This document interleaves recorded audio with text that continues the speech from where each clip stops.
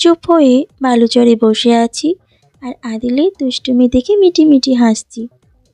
আদিল আমার কোলে শুয়ে আমার হাত নিয়ে খেলা করছে, কখনো হাতে চুমু দিচ্ছে, তো কখনো আমার হাতের আঙুলের ভাঁজে ওর হাতের আঙুল ঢোকাচ্ছে, আর আমি ওর চুলে হাত বুলিয়ে দিচ্ছি। চারপাশে অন্ধকার নেমে আসছে, এবার বাসায় যাওয়া প্রয়োজন। আদিল, উঠো, অন্ধকার নেমে আসছে, বাসায় যেতে হবে তো। তোমার কোলে শুয়ে থাকতে ভালো লাগছে। সব কষ্ট যেন আমার জীবন থেকে পালিয়ে গেছে, আর সুখগুলো সব আমাকে ঘিরে ধরেছে। বাসায় গিয়েও তো আমার কোলে ঘুমোতে পারবে, চলো এখন। এই প্রকৃতির মাঝে যেমন সুখ পাবো, তেমন সুখ কি ওই চার দেয়ালের ভিতরে পাবো? ওই বাসায় তো আমার দম বন্ধ হয়ে আসে। তোমার আনিশা আছে তো, আর দম বন্ধ হয়ে আসবে না। আমার ভালোবাসায় তোমার সব কষ্ট ভুলিয়ে দেব। আর একটু থাকি প্লিজ। আদিল পাশ ফিরে আমার পেটে নাক ঘষতে শুরু করে দিল।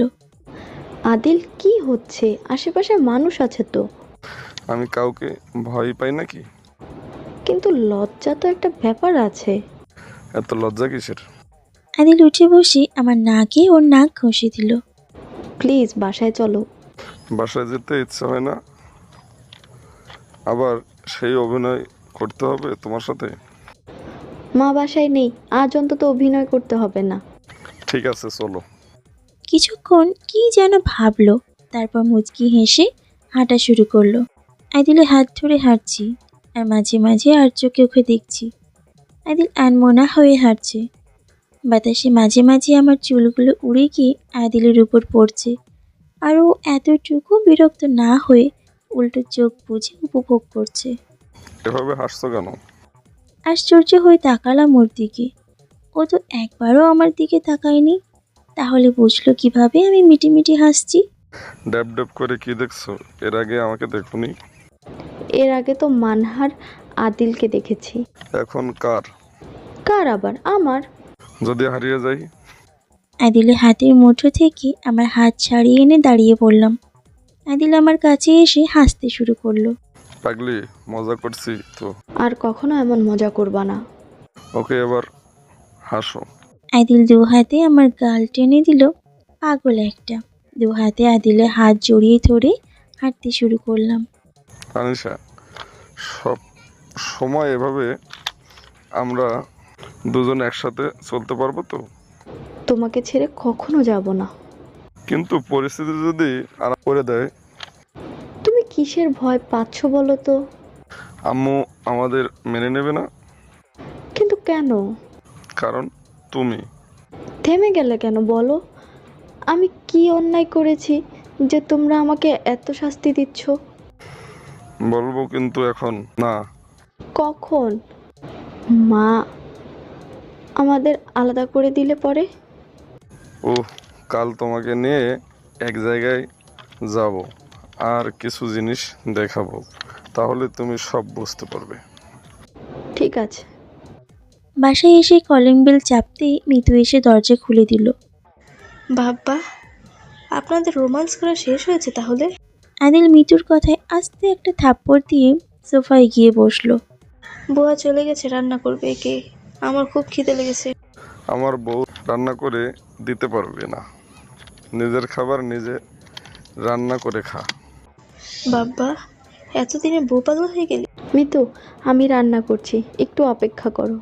হ্যাঁ, তাড়াতাড়ি রান্না করো। আর শোনো, আমার সব পছন্দের খাবার আছে, রান্না করবে। ওই আম্মু তো বাসায় নেই, তাহলে অভিনয় কেন করছিস? অভিনয় না, সত্যি আজ আমার সব প্রিয় খাবার খেতে ইচ্ছে করছে। আচ্ছা, কিসের অভিনয়ের কথা বলছো তোমরা? মৃত্যু তোমার সাথে যে খারাপ ব্যবহার করে, সেটা শুধুমাত্র আম্মুর ভয়ে। মন থেকে ও কখনো তোমাকে কষ্ট দিতে চায়নি। ওদের ভাই বোনের দিকে তাকালাম। শুধুমাত্র মায়ের ভয়ে ওরা আমার সাথে খারাপ ব্যবহার করে, কিন্তু কেন? মিতু, তোমার পছন্দের খাবার কি কি বলো, আমি রান্না করে দিচ্ছি। ভাইয়া তো জানে, ভাইয়া তোমাকে হেল্প করবে। কি? আমাকে রান্না করে খাওয়াবি, যা যা। ভাই বোন ঝগড়া করছে দেখে আমি হাসতে হাসতে রান্নাঘরের দিকে চলে আসলাম। মা বাসায় থাকলে ওদের ভাই বোনের মধ্যে এই মিষ্টি ঝগড়াটা কখনো হয় না। বউ, এক মনে রান্না করছিলাম। হুট করে আদিল এসে আমাকে পিছন থেকে জড়িয়ে ধরলো। কেঁপে উঠে ওর দিকে ঘুরে তাকালাম। হুট করে এভাবে কেউ জড়িয়ে ধরে? আমি তো ভয় পেয়ে গেছি। কত আদর করে বউ বলে ডাকলাম, আর তুমি? ছাড়ো, রান্না শেষ করতে হবে তাড়াতাড়ি। ঠিক আছে, আমি হেল্প করছি। আগে কখনো করেছো? হুম, আম্মুর সাথে মাঝে মাঝে করেছি, তবে এখন আর করা হয় না। কারণ? কি কারণ? কিছু না। আদিল মৃদু হেসে কাজ করতে শুরু করলো। ওরা যে আমার থেকে কি লুকোচ্ছে ভেবেই পাচ্ছি না। আদিল টেবিলে খাবার সাজাচ্ছে, আর আমি পাশে দাঁড়িয়ে অবাক হয়ে দেখছি একটা ছেলে এত কিছু করতে পারে। মিঠু, খাবার রেডি। দাদুকে নিয়ে আয়, আর নীরবকে ডেকে নিয়ে আয়। আসছি। কি দেখছো ম্যাডাম? একটা ছেলে কি করে মেয়েদের কাজ এত সুন্দর করে গুছিয়ে করছে সেটাই দেখছি। দেখছো, আমি সব কাজ পারি, শুধু ওই প্রোপেসটা ছাড়া আর কি। আদিল হাসছে। এই প্রথম ওকে এভাবে প্রাণ খুলে হাসতে দেখছি। মাঝে মাঝে এসব কাজ না করলেও বউকে খুশি করার জন্য করতে হয়। আর আমি তো পারি, তাহলে করব না কেন? তো লোকে যে মন্দ বলবে। লোকের কথায় আমি কখনো কান দেই না। লোকের কাজই হলো অন্যের নিন্দা করা। স্ত্রীরা সারাদিন আগুনের কাছ থেকে রান্না করবে, সংসারের আর 10টা কাজ সামলাবে, এসব লোকের চোখে পড়বে, কারণ ওরা মনে প্রাণে ধরে নিয়েছে মেয়েদের জন্ম হয়েছে এগুলো করার জন্য। কিন্তু কেন? সময় যদি স্ত্রীকে কোনো কাজে একটু হেল্প করলো, আর সেটা লোকের চোখে পড়লো, তাহলে নিন্দা করতে দুবার ভাববে না। ছেলেটা বিয়ের পর নষ্ট হয়ে গেছে কেমন। বউ নিজের স্বামীকে নিয়ে কাজ করায় বউটা মনে হয় জাদু জানে। আরও নানান কথা। ওদের এসব বলার একটাই কারণ, ওই যে ওরা ধরে নিয়েছে সংসার সামলানো মেয়েদের কাজ পুরুষ করবে কেন। কিন্তু ওরা তো এটাই বোঝে না যে স্ত্রীর হাতে হাতে সামান্য একটু কাজ করে দিলেই স্ত্রীরা খুশি হয়ে সারাদিনের সব ক্লান্তি ভুলে যায়। ওদের মনের স্বামীর প্রতি বিশ্বাসটা আরও দৃঢ়, যে না হয় মানুষটা আমাকে সত্যি অনেক ভালোবাসে। দেখেছিস নাথবাবু, তুই কাকে ছেড়ে চলে যেতে চেয়েছিলি? আমার দাদু ভাই একদম। ও ভালো আর আমি খারাপ, তাই না? আরে না না, সেটা কখন বললাম? তুই বিয়ে করে বউ নিয়ে আয়, তোর বউয়ের সামনেও তোর প্রশংসা করব। দাদু, তোমরা শুরু করো, আমরা ফ্রেশ হয়ে আসছি। আজকে আমার পছন্দের সব খাবার, যেহেতু আমরা একসাথে খাবো আজ। হ্যাঁ, খাবো তো, ফ্রেশ হয়ে আসছে। ফ্রেশ হতে রুমে যেতে হয়? একদিন অন্য কোথাও ফ্রেশ হওয়া যায় না? দাদুর রুম আছে, যাও ফ্রেশ হয়ে এসো। এই, তোর মতলব কি? ভাবি দেখছো কি বলে? আদিল থাক না, ও যখন চাইছে দাদুর রুমে, তাড়াতাড়ি ফ্রেশ হয়ে এসো। ও, ফ্রেশ হয়ে দাদির রুমে দাঁড়িয়ে আদিলের জন্য অপেক্ষা করছি, আর দেয়ালে থাকা দাদির ছবিটা দেখছি। ছোট বড় অনেক ছবি দেওয়ালে টাঙানো, এর মধ্যে এটাই সবচেয়ে বড়। বুড়ো বয়সেও দাদুর রুমে দাদির এতগুলো ছবি, নিশ্চয়ই দুজনের মধ্যে ভালোবাসাটা খুব বেশি ছিল। এত মনোযোগ দিয়ে দাদির ছবিতে কি দেখছো?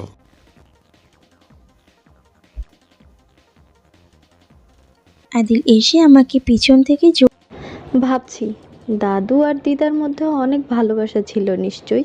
জি ছিল, আর এই ভালোবাসাটা এখন থেকেই আমাদের মধ্যেও থাকবে। আদিল আমাকে ঘুরিয়ে দিয়ে দু হাতে আমার দু গাল ধরে কেমন করে যেন তাকিয়ে আছে। ওর এই চাহনিতে কেমন যেন নেশা নেশা ভাব আছে। ভ্রু কুচকিয়ে জিজ্ঞেস করলাম, কি? আদিল মুচকি হেসে আমার দিকে এগিয়ে আসলো। ওর দূর ঠোঁট আমার ঠোঁটের দিকে এগিয়ে আসতে দেখে চোখ বন্ধ করে ফেললাম। ভাইয়া, তোদের হলো? ওফ, দেওয়ার আর সময় পেল না। আদিলের মুখের অবস্থা দেখে না হেসে পারলাম না। তুমি হাসো, বেশি করে হাসো, কিন্তু মনে রেখো আজকের রাতটা আমার। মানে? আদিল কিছু না বলে মুচকি হেসে চলে গেল। অনেক দিন হলো একসাথে বসে আড্ডা দেওয়া হয় না, ভাবছি আজকে তোদের সাথে আড্ডা দেব। দাদু সোফায় বসতে বসতে কথাটা বললেন। আদিল রুমের দিকে যাচ্ছিল। কথাটা শুনে দাদুর দিকে তাকিয়ে রাগে লুচির মতো ফুলছে। নাথবউ, হাতের কাজগুলো সেরে আয়, আজ তোদের সাথে আড্ডা দিব। এই তো দাদু শেষ হয়ে এসেছে, 2 মিনিট লাগবে। আমি চলে যাচ্ছি, আমার পড়া আছে। তুই এবার পড়তেও জানিস? ভাবির হুকুম, রেজাল্ট ভালো না হলে খাবার বন্ধ। ভাবি এইটা একদম ঠিক কাজ করেছে। আমি যাই, ঘুমাবো। নীরব আর মিতু চলে গেল। আদিল এসে দাদুর পাশে বসলো। আমি সব কিছু গুছিয়ে এসে ওদের কাছে বসলাম। আচ্ছা দাদু, তুমি কি আজ আমাদের রুমে যেতে দেবে না? আদিল, কি হচ্ছে? দেখেছিস নাথবউ, তোর সাথে একটু গল্পও করতে দিবে না। ও চলে যাক। দাদু, আমি তোমার সাথে গল্প করব। আমি আমার বউ রেখে যাব না। আদিলের প্রেম কাহিনী তো আমি জানি, বেচারা তোকে রেল স্টেশনে দেখেই প্রেমে পড়ে গিয়েছিল। এবার তোর প্রেম কাহিনী বলতো। আমার কোনো প্রেম কাহিনী নেই। আদিলের প্রেমে কিভাবে পড়লি? এর আগে যারা ছিল তাদের ভুলে আদিলকে ভালোবাসলি কিভাবে? এসব কিছুই বল। এর আগে আমি তো কাউকে ভালোবাসিনি। আদিলকে প্রথম দেখাতেই ভালোবেসে ফেলেছিলাম। সত্যি এর আগে তোর কারোর সাথে রিলেশন ছিল না? আদিল আর দাদু অবাক হয়ে একজন আর একজনের দিকে তাকাচ্ছে। তোমরা এত অবাক হচ্ছ কেন? এইটা কিভাবে সম্ভব? তুই সত্যি বলছিস তো? অযথা মিথ্যে বলতে যাব কেন? আদিল, আমার মনে হচ্ছে আমাদের কোথাও একটা ভুল হচ্ছে। আমার তো মনে হচ্ছে আনিশা এসব ব্যাপারে কিছুই জানে না। আনিশাকে সব জানানো প্রয়োজন। হ্যাঁ দাদু, তাই মনে হচ্ছে কোথাও একটা ভুল বোঝাবুঝি হচ্ছে। কাল আনিশাকে নিয়ে যাব, তাহলে সব ভুল বোঝাবুঝির অবসান ঘটবে। হ্যাঁ, তাই কর। আমি জানি না তোমরা কিসের কথা বলছো, তবে কাল যখন কোথাও নিয়ে যাবে বলেছো, তাহলে কালই না হয় সব জানবো। দাদু, অনেক রাত হয়ে গেছে, এবার ঘুমোতে যান, না হলে কিন্তু শরীর খারাপ করবে। আনিশা, তুমি রুমে যাও, আমি দাদুকে রুমে নিয়ে আসছি। ঠিক আছে। চলে আসার সময় দেখলাম দাদু বারবার আমার দিকে অবাক হয়ে তাকাচ্ছেন। জানি না কাল আমার জন্য কি অপেক্ষা করছে। রুমের দরজা খোলা দেখে বেশ অবাক হলাম। রুমের ভিতর থেকে কারো কথা ভেসে আসছে। রুমের ভিতর ঢুকতেই নীরবের কণ্ঠ শুনতে পেলাম। এই রাতটা আমাদের জীবনে কবে আসবে? নীরব মিতুর কোমর 2 হাতে জড়িয়ে ধরে দাঁড়িয়ে আছে, আর মিতু মাথা নিচু করে হাসছে। খাটের দিকে নজর পড়ল। পুরো খাট কাঁচা ফুলে সাজানো। প্লিজ ছাড়ো। আমি তো আমার বউকে ধরেছি, তাহলে ছাড়বো কেন? ও, তাহলে এই ব্যাপার। আমার কথা শুনে দুজন দুদিকে ছিটকে সরে গেল। নীরব মাথা চুলকাচ্ছে আর মিতু ভয়ে মাথা নিচু করে আছে। বাসরের প্ল্যানিং হচ্ছে, অথচ আমি কিছুই জানি না। আজ তো তোমাদের বাসর, আমরা কখন প্ল্যানিং করলাম? আমি তো সবই শুনে ফেলেছি। এই রাতটা আমাদের জীবনে কবে আসবে? বাবা, এত দূর! ভাবি, আদিলকে কিছু বলো না প্লিজ। কেন? ভাইয়া শুনলে আমাকে মেরে ফেলবে। কিন্তু এখন যদি আমার বদলে আদিল আসতো আর সব শুনে ফেলতো, তোমাদের দুজনকে একসাথে দেখতো। সব দোষ ওর। রাগ করছো কেন? সরি তো। আচ্ছা, এসব প্ল্যান কার? সাজাচ্ছিলে বলেই সন্ধ্যা থেকে আমাদেরকে রুমে আসতে দাওনি? হ্যাঁ, এবার তোমাকে সাজাবো। তুমি যাও তো, ভাইয়াকে রুমে আসতে দিও না। ওকে। মিতু, কি হচ্ছে? আদিল কিন্তু রেগে যাবে। হালকা একটু সাজাবো, চলো। না প্লিজ। ভাইয়ের বিয়েতে কোনো আনন্দ করতে পারিনি। শুধু বিয়েতে কেন, এর 4 দেওয়ালের মধ্যেই তো কোনো আনন্দ নেই। আজ আম্মু বাসায় নেই, তাই দাদুর সাথে সব প্ল্যান করে রেখেছি। ভাইয়া, তুমি দুজনেই তো অনেক কষ্ট পেয়েছো। আজ মনে হয় সব কষ্টে অবসান হবে। প্লিজ আমার আনন্দটা আজ নষ্ট করে দিও না। মিতুর 2 চোখের কোণে পানি চিকচিক করছে। জানি না ওদের সবার মনে কিসের এত কষ্ট। ঠিক আছে, আমি সাজবো, কেঁদো না প্লিজ। হুম। মিতু আমাকে বিয়ের কনের মতো সাজিয়ে খাটে বসিয়ে দিয়ে লাইট অফ করে চলে গেল। আদিল এসে এসব দেখলে কি ভাববে? ভাববে হয়তো এসব আমার প্ল্যান। ছি, কি লজ্জার ব্যাপার। হঠাৎ লাইট জ্বলে উঠল। কেঁপে উঠে সামনে তাকালাম। আদিল হা হয়ে আমার দিকে তাকিয়ে আছে। আদিলকে কি বলবো ভেবে পাচ্ছি না, তাই মাথা নিচু করে বসে আছি। আদিল এসে আমার পাশে বসে বিছানায় রাখা আমার হাতের উপর ওর হাত রাখলো। এসব কিন্তু আমার প্ল্যান না, আমি কিছুই জানতাম না। ভয় পাচ্ছ কেন? আমি সব জানি, দাদু আমাকে সব বলেছে। আদিল আমাকে টেনে ওর কাছে নিয়ে বুকের সাথে জড়িয়ে ধরলো। আদিল কাঁদছে বুঝতে পেরে ওর দিকে তাকালাম। অসহায়। কি হয়েছে? কিছু না তো। কাঁদছো কেন? আমার জীবনে যে সব কিছু ওলট পালট হয়ে গেছে এটা ভেবে 2 মাস আগে তোমাকে ঠিক এমন সাজের রেল স্টেশনে দেখেছিলাম, আর প্রথম দেখাতেই তোমাকে ভালোবেসে ফেলেছিলাম, কিন্তু সেটা তোমাকে অনেকবার বলতেছেও বলতে পারিনি। তার মানে আমি 2 মাস আগে যে বিয়ের আসর থেকে পালিয়ে গেছিলাম, তখন তুমি আমাকে দেখেছিলে? তা তো জানি না, তবে বিয়ের সাজে দেখেছিলাম তোমাকে। প্রথম তো ভেবেছিলাম বিএফ এর সাথে পালিয়ে যাব, কিন্তু তোমাকে ফলো করে বুঝতে পারছি বিএফ নেই। তারপর তোমার পিছু পিছু তোমার বাসা অবধি গিয়েছিলাম। আর আমি বুঝতেও পারিনি। হায় রে!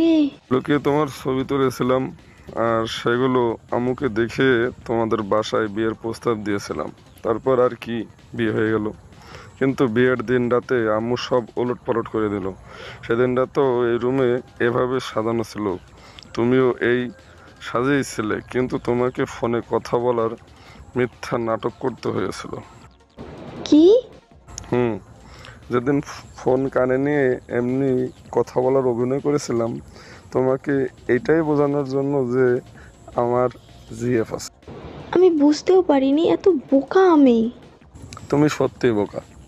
অসহায়ের মতো আদিলের দিকে তাকালাম। ও চুপচাপ আমার দিকে মুগ্ধ নয়নে তাকিয়ে আছে। কি দেখেছো? তো বউর সাথে তোমাকে ভালো করে দেখতে পারিনি, তাই আজ 2 চোখ ভরে দেখেছি। ওর কথা শুনে লজ্জায় মাথা নিচু করে ফেললাম।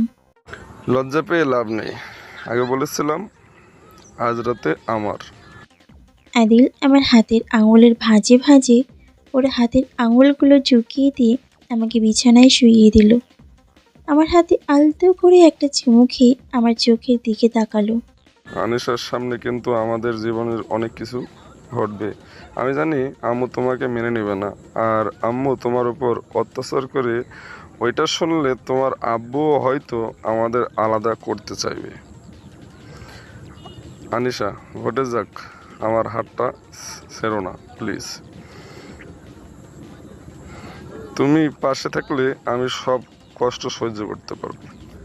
তোমাকে ছেড়ে কখনো যাব না, কথা দিলাম। আদিল মৃদু হেসে আমার বুকে মাথা রাখলো। ওর চুলে হাত বুলিয়ে দিচ্ছি আর ভাবছি, সত্যি যদি মা আমাকে মেনে না নেন? এত ভয় পেতে হবে না, আমি আছি তো। এতটাই ভাবনার জগতেই ডুবে গিয়েছিলাম, আদিল কখন আমার একদম কাছে চলে এসেছে বুঝতেই পারিনি। আদিল এক হাতে আমাকে জড়িয়ে ধরে আছে, আর অন্য হাতে আমার গোলাপি গালে গলায় স্পর্শ করছে। ওর গরম নিঃশ্বাসগুলো আমার মুখের উপর এসে পড়ছে। আদিল আমার 2 চোখের দিকে তাকিয়ে মিটিমিটি হাসছে। মাতাল করার মতো চাহনি ওর। আদিল একটা আঙুল আমার ঠোঁটে স্পর্শ করতেই আবেশে চোখ বুজে ফেললাম। ও 2 আঙুল সরিয়ে আমার 2 ঠোঁটে ওর 2 ঠোঁট ডুবিয়ে দিল।